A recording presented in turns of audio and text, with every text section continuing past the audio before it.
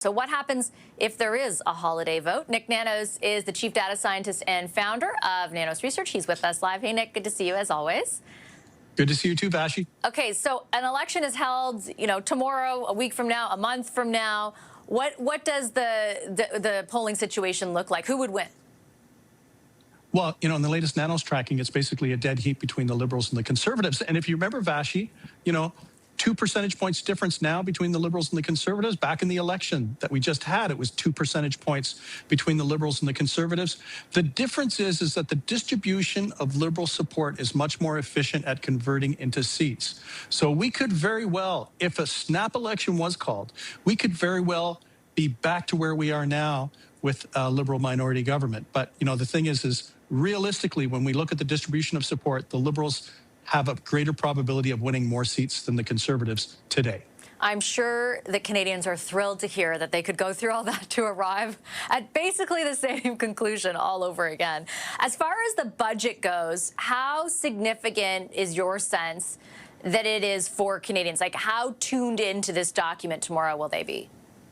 I think Canadians are going to be exceptionally tuned into this budget, much more than any budget that we've seen in quite a long time. And a lot of this has to do with Donald Trump and the uncertainty about the future of the Canadian economy and where jobs are going to come from. Because I think for Canadians, what they're going to want to know is, what is the Liberal plan?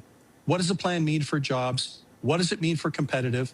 And what does it mean in terms of government spending and the size of the federal public service? So I think this is going to be a really important budget. All budgets are important, but there are going to be a lot of Canadians tuned in because it really means something to their day-to-day lives.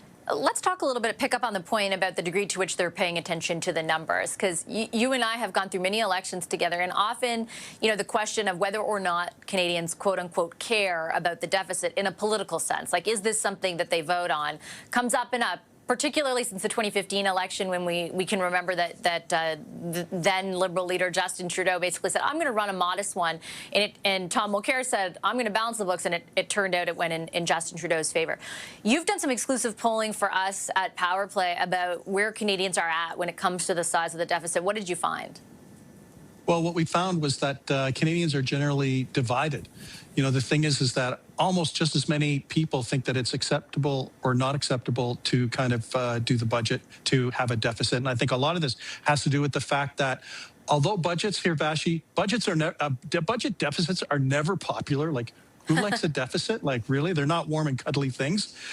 However, there are situations where some people might think that a deficit is acceptable. And I think at a time when the automotive industry is under threat, when the agricultural sector is under threat, when people are worried about free trade, I think there's just a little more appetite than in the past to be accepting of deficits. But that should not convert into carte blanche for the Liberals to continue to run big deficits on a consistent basis.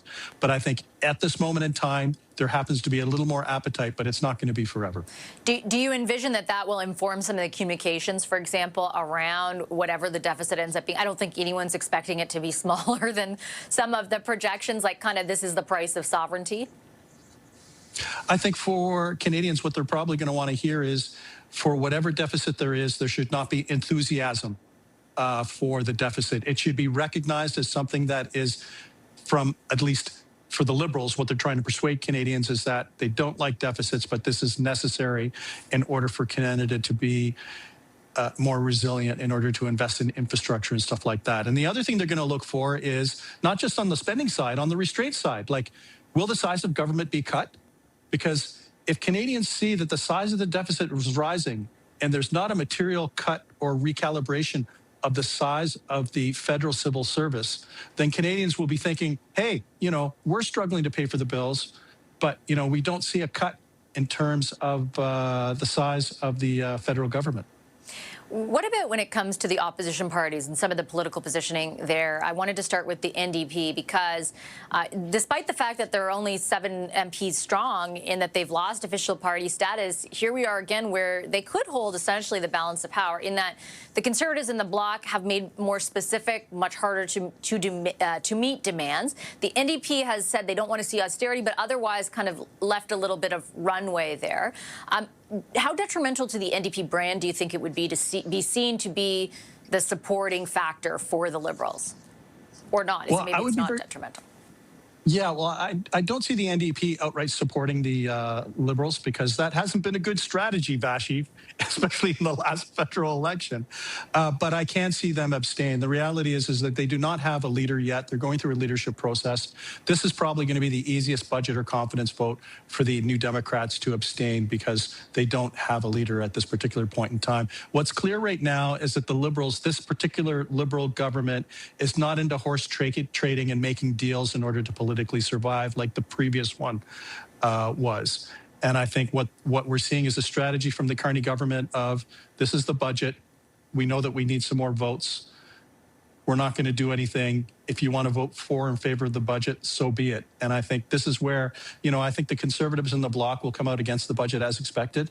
But, for the NDP, I think they can realistically abstain, knowing that an election right now for them would probably be even more devastating than the last election. They don't have a lot of money. They don't have organization. They don't have a leader. And it's just probably the worst time for the New Democrats to have or be part of a snap election. Yeah, they may not be making any formal deals, but there's stuff going on behind the scenes. We'll see how that materializes tomorrow. Nick, thank you so much. Appreciate your insights as always. Bye-bye. Nick Nanos is the chief data scientist and founder of Nanos Research.